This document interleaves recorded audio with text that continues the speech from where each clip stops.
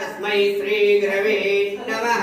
गुरवे सर्वलोकानां निषदे भुवनोगिरः निषदे सर्वविद्यानां दक्षिणामूर्ते नमो नमः।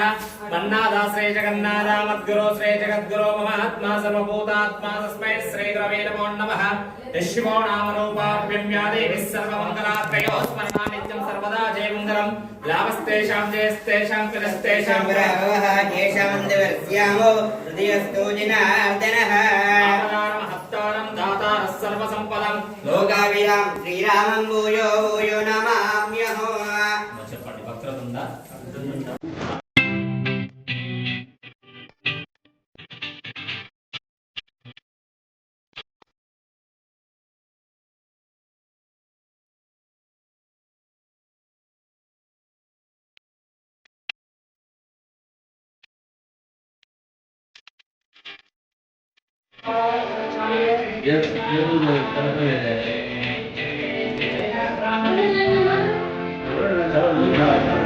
చేయలేదు కదా ఇంకా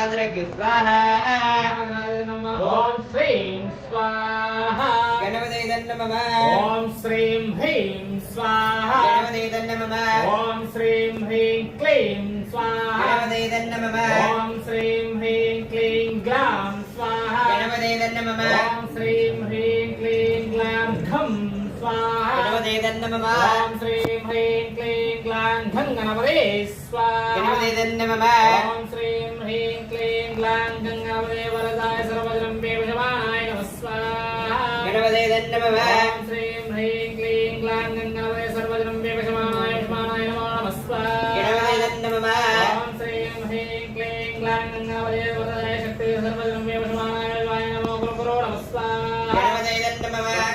महे सूर्पकर्णाय देमहे तन्नो गणपति प्रचोदयात् स्वाहा ओम षोडकेशाय विद्महे अस्तिमुखाय धीमहि तन्नो गणपति प्रचोदयात् स्वाहा।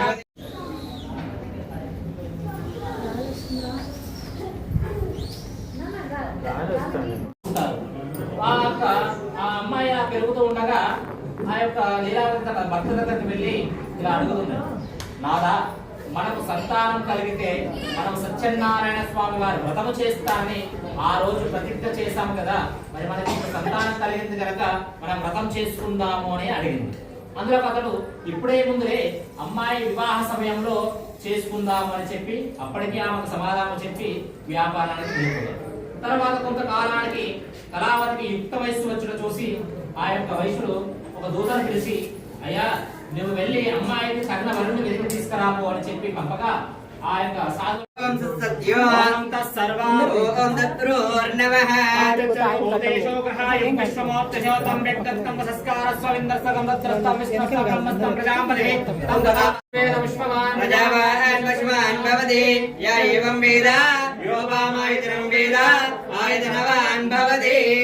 అగ్నిర్వా అపామాయతనో ఆయతనవాన్ భవతి యో అగ్నిరాయతనం వేద ఆయతనవాన్ భవతి.